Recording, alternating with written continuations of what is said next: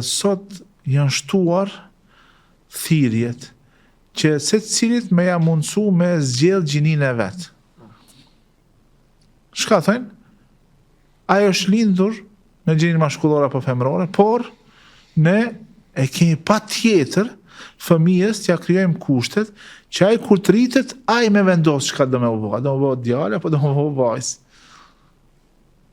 Kjo, a nuk është një, si me thonë, një dekadencë, një devijim nga rruga e njerëzimit, një rruga njerëzore? Pa diskutim, kjo është një dekadencë edhe është një epidemi shumë e keqe që i kanoset të shoqërisë, po interesant, deri para vitit 1953, atëherë kur është legalizu, do me thonë, shumë shtete e kanë legalizu këtë gjinin e njëjtë edhe homoseksualizmin. Para asaj, do me thonë, është njohur si njerëzit të cilët kanë bo veprime të tilla, kanë qenë homoseksual, ata janë llogarit si njerëz që janë të smur psikikisht edhe psikopata. Do me thonë, kështu i kanë trajtu. Ndërsa pastaj disa shtete kanë fillu, do me thonë, ta legalizojnë, e kanë miratu me rezoluta të ndryshme, kanë fillu të shpërndarë në për shtete, edhe ja sot shembull kanë arrit edhe në shtetet tona, po une shumë interesant në Kosovë, kleri fetar ishte shumë mirë që u bashkon gjithë, me mufti, me priftrin, edhe gjithë ishin pro familjes edhe kundër këtij ligjit që më sjell. Kjo është mirë. Do të thonë, secili në këndin e vet duhet që ta lufton këtë për arsye se dënimi i Zotit duhet me u friksu. Ata të cilët e miratojnë, e votojnë, e legalizojnë, le të friksohen nga dënimi i Zotit, le të kthehen pak mbrapa në histori para 5000 vjetëve në kohën e Lutit alayhis salam, se si Zoti i dënoi me çfarë dënimi gurzi nga qielli i shkatroi atë popull i cili do me thonë veproj do me thonë me gjinit të njëjtë.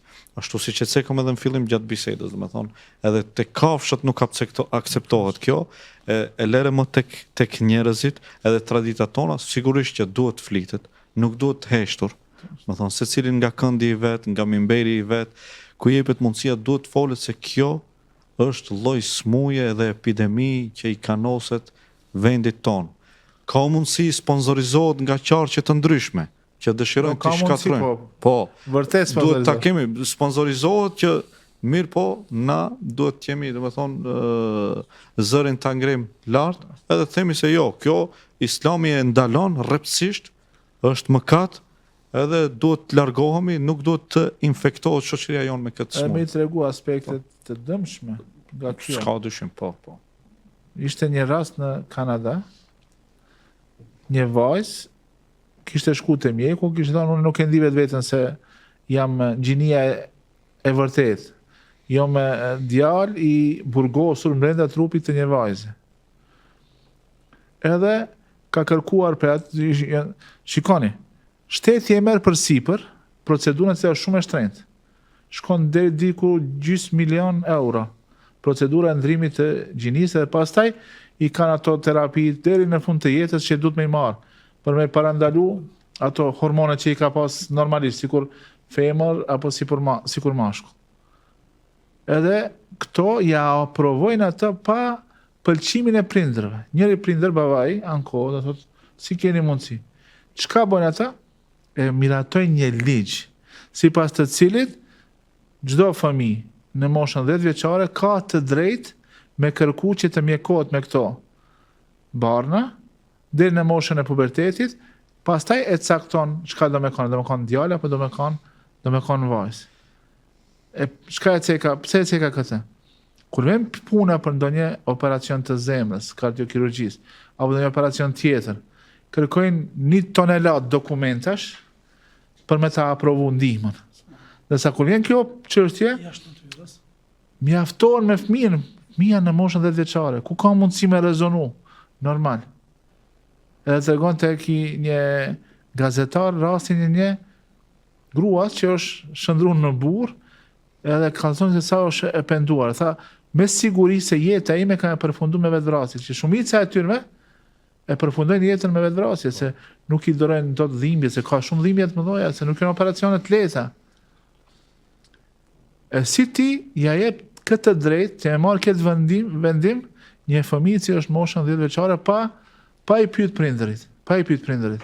Kjo partia e madhe që ka fitoj, që tash në programe ka pas kundër këtyne, është, po Mirë. tash nuk e di, nëse ndryshon, nuk e di, se e ka pas në program dhe thonë Sigurisht, kundër këtyne.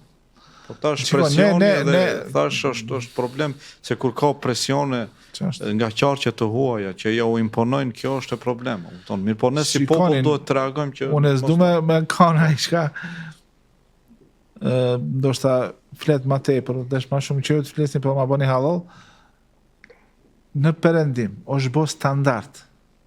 Çdo projekt që është i sponsoruar nga shteti, duhet patjetër me pas një pjesëtar që është i komunitetit LGBTQ.